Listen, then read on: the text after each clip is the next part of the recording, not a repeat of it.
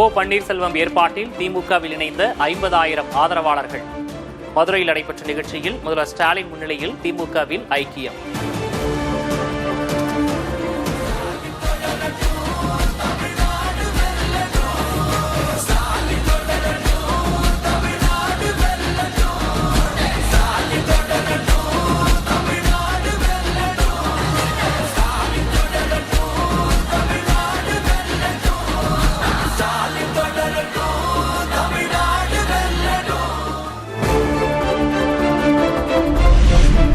Cylinder விலையை உயர்த்தி பெண்களுக்கு பரிசு கொடுத்திருக்கிறது பாஜக அரசு.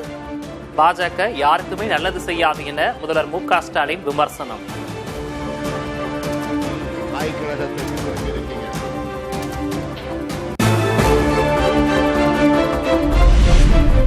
பீகாரில் நிதிஷ்குமாருக்கு நேர்ந்த கதியே நாளை பழனிசாமிக்கும் நடக்கும். அதிமுகவின் ரத்தத்தை பாஜக உறிஞ்சப்போவதாக முதல்வர் மு.க. ஸ்டாலின் விமர்சனம்.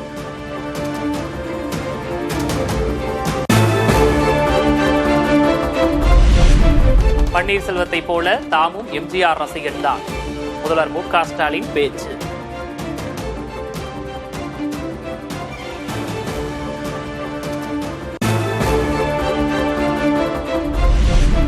எப்போதும் மாறாத பன்னீர்செல்வத்தின் சிரிப்பே அவருக்கு பிரச்சனையாகிவிட்டது. கடந்த கால நிகழ்வுகளை குறிப்பிட்டு கலகலப்பாக பேசிய முதல்வர் ஸ்டாலின்,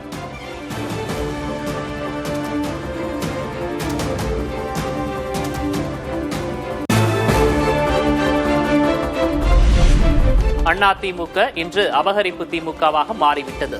குறுக்கு வழியில் வந்தவர்களால் தாம் பழிவாங்கப்பட்டதாக ஓ பன்னீர்செல்வம் வேதனை. தனக்கான தன் பதவியை மட்டுமே குறியாக கொண்ட ஒருவரின் எம்ஜிஆர் உருவாக்கிய அதிமுக அபகரிப்பு திமுக இன்றைக்கு மாறியிருக்கிறது. குறுக்கு வழியில் வந்தவர்களால் நான் எப்படியெல்லாம் பழிவாங்கப்பட்டுள்ளேன் என்பதை உங்கள் அனைவருக்கும் நன்றாகவே தெரியும்.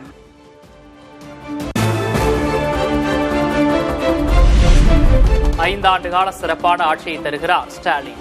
மீண்டும் வெற்றி பெற்று வரலாறு படைப்பார் என முன்னாள் முதல்வர் ஓ பன்னீர்செல்வம் பேச்சு.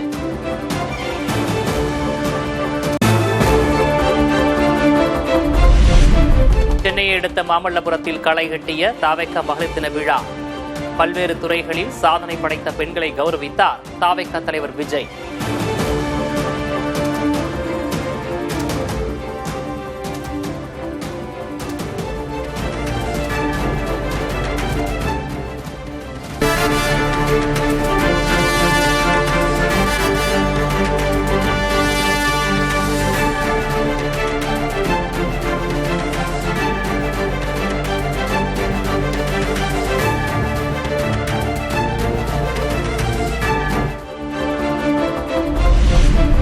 அறுபது வயது வரையுள்ள பெண்களுக்கு மாதாந்திர உதவித்தொகையாக 2,500 ரூபாய்.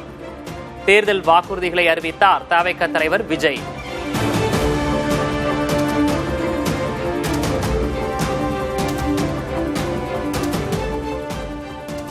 அறுபது வயது வரை உள்ள அனைத்து குடும்ப தலைவிகளுக்கும் மாதம் 2,500 ரூபாய் வழங்கப்படும் என்பதை பெரும் மகிழ்வுடன் அறிவிக்கிறோம்.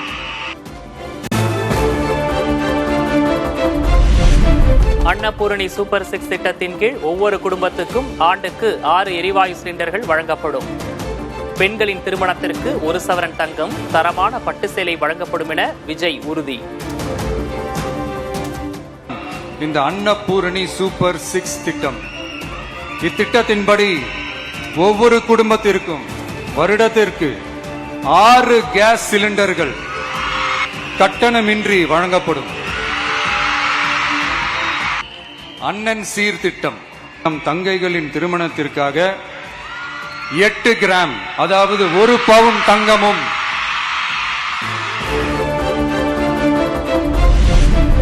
அனைத்து அரசு பேருந்துகளிலும் பெண்களுக்கு கட்டணமில்லா பயணம். மாணவர்களின் இடைநிற்றலை தடுக்க தாய் அல்லது பாதுகாவலருக்கு ஆண்டுதோறும் 15,000 ரூபாய் வழங்கப்படும் என்றும் விஜய் அறிவிப்பு.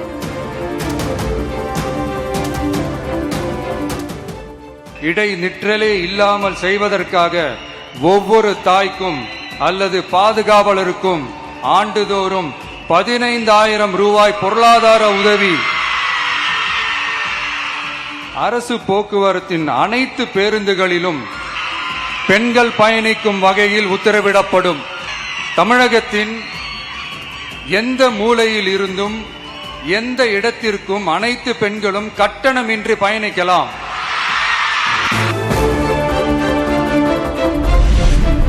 தமிழ்நாட்டில் பிறக்கும் அனைத்து குழந்தைகளுக்கும் தங்க மோதிரம் வழங்கப்படும். தாவைக்க தலைவர் விஜய் வாக்குறுதி.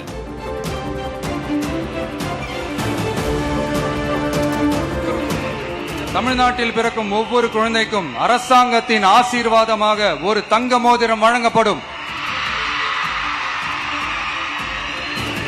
கூடவே ஒரு பேபி வெல்கம் கிட்டும் வழங்கப்படும்.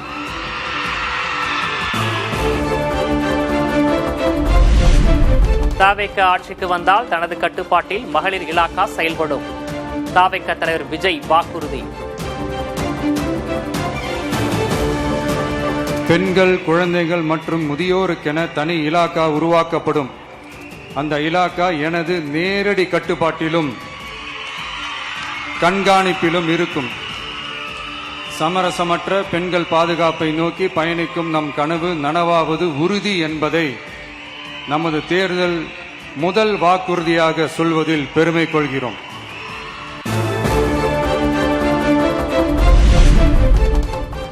ரேஷன் கடைகள், பள்ளிகளில் விலையில்லா நாப்கின் விநியோகிக்கப்படும் என விஜய் வாக்குறுதி. மகளிர் சுய உதவி குழுக்களுக்கு 5 லட்சம் ரூபாய் வரை வட்டியில்லா கடன் வழங்கப்படும் என்றும் உறுதி.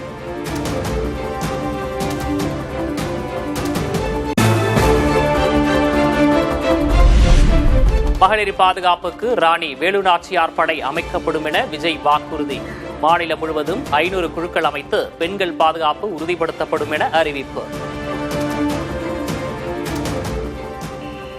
பெண்கள் பாதுகாப்பை உறுதி செய்யும் வகையில் ராணி வேலு நாச்சியார் படை ஏற்படுத்தப்படும். பாடி கேமுடன் ஆங்காங்கே பாதுகாப்பு பணியில் இருப்பார்கள். இந்த திட்டத்தின் கீழ் மாநிலம் முழுவதும் 500 குழுக்கள் அமைக்கப்பட்டு பெண்கள் பாதுகாப்பு உறுதி செய்யப்படும்.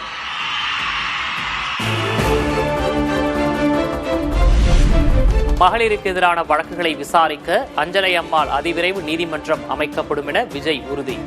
பொது போக்குவரத்து வாகனங்களில் பெண்களின் பாதுகாப்பை உறுதி செய்ய ஸ்மார்ட் பேனிக் பட்டன் அமைக்கப்படும் எனவும் அறிவிப்பு.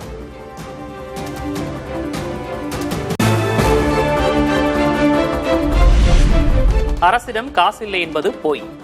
அரசின் பற்றாக்குறைக்கு ஊழலே காரணம் என தாவேக்க தலைவர் விஜய் குற்றச்சாட்டு.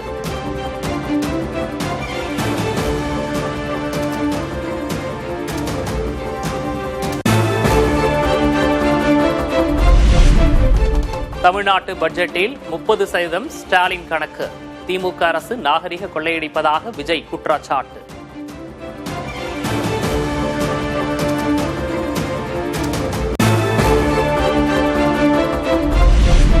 தனிநபர் எல்லையை கடக்கும் விஜய் விவாகரத்து விவகாரம். சொந்த வீட்டில் வசிக்கவே மீண்டும் மீண்டும் நீதிமன்ற படியேறும் சட்டப்பூர்வ மனைவி.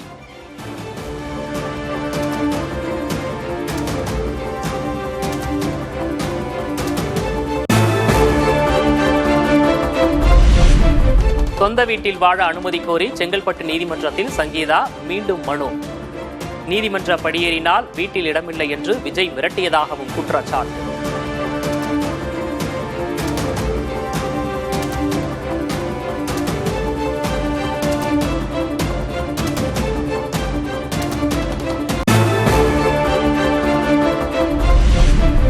விஜயின் இமேஜை கெடுக்க திமுக சதி. விவாகரத்து வழக்கு தொடர்பான கேள்விக்கு முன்னாள் அமைச்சர் செல்லூர் ராஜு பதில். திமுக வேணுண்டே பல எப்படியாவது தில்லுமுள்ளு பண்ணி திமுக மீண்டும் ஆட்சிக்கு வரணுன்றதுக்காக இன்னைக்கு அன்புக்குரிய சகோதரர் தாவேக தலைவருடைய இமேஜை வைக்கணுன்ற அடிப்படையில் இதெல்லாம் பரப்பிவிடப்படுகிறது. விவாகரத்து விவகாரத்தை தானே பார்த்துக் கொள்வதாக விஜய் சூசக பேச்சு. தனக்காக தொண்டர்கள் காயப்பட வேண்டாம் என்றும் அந்த அளவுக்கு ஒர்த்தில்லை எனவும் பேச்சு.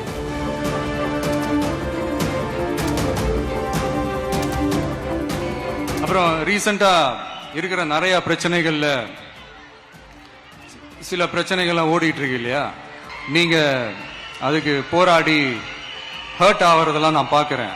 அதை பார்த்து எனக்கு ஹர்ட் ஆகுது. அதெல்லாம் நான் பார்த்துக்கிறேன். அவ்வளோலாம் ஹர்ட் ஆகுதுங்க, அதெல்லாம் வருத்தலாம் கிடையாது.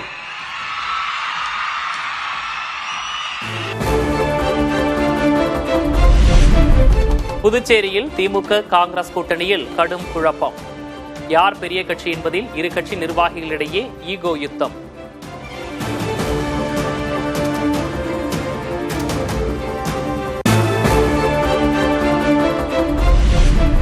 பேச்சுவார்த்தை நடத்த புதுச்சேரி திமுக அலுவலகத்துக்கு காங்கிரஸ் குழு வரட்டும் என மாநில அமைப்பாளர் சிவா திட்டவட்டம். தமிழ்நாட்டை போன்ற ஆட்சியை புதுச்சேரி மக்கள் எதிர்ப்பதாகவும் பேட்டி. பேச்சுவார்த்தை குழு இங்க திமுக அலுவலகத்தில் பேச்சுவார்த்தை நடத்தணும்னு நீங்க விரும்புறீங்களா? இப்போ புதுச்சேரியில் திராவிட முன்னேற்றத்துக்கு அலுவலகம் இருக்குது, இங்கே நாங்கள் நிர்வாகி இருக்கிறோம், இங்கே பேசணும் இல்லையா?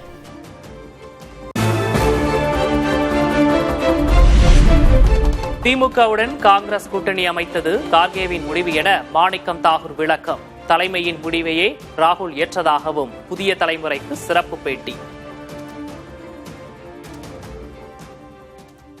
அதனால திரு கார்கே அவர்கள் எடுக்கிற முடிவை அனைவரும் ஏற்றுக்கொள்வோம். ராகுல் காந்தி அவர்களும் ஏற்றுக்கொள்வார்கள், நானும் ஏற்றுக்கொள்வேன், அனைத்து தொண்டர்களும் ஏற்றுக்கொள்வோம். எங்கள் கட்சியை பொறுத்த மட்டும் அகில இந்திய காங்கிரஸ் கமிட்டி தலைவர் எடுக்கின்ற முடிவுகளை அப்படியே ஒத்துக்கிறதா காங்கிரஸ்காரங்க. எங்களை பொறுத்த மட்டும் நாங்கள் அப்படித்தான் பழகப்படுறோம். ராகுல் எடுத்த முடிவு இல்லை, காங்கிரஸ் தலைவர் கார்கே அவர்கள் எடுத்த முடிவு.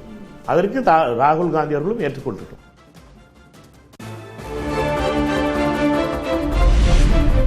தமிழ்நாட்டில் உள்ள அனைத்து மகளிரையும் உயர்த்தும் சமூக விடுதலை இலக்கை 5 ஆண்டுகளில் அடைவோம். மகளிர் தினத்தை ஒட்டி முதல்வர் மு.க. ஸ்டாலின் வாழ்த்து.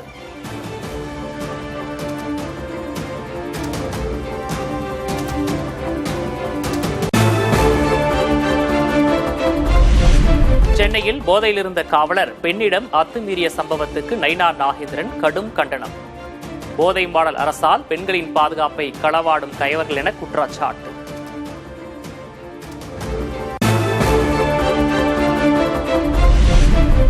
கோவையில் கல்லூரி மாணவி கூட்டு பாலியல் வன்கொடுமை வழக்கில் கைதான 3 பேருக்கும் வாழ்நாள் சிறை. பாதிக்கப்பட்ட பெண்ணுக்கு 7 லட்சம் ரூபாய் இழப்பீடு வழங்கவும் கோவை மாவட்ட மகளிர் நீதிமன்றம் உத்தரவு.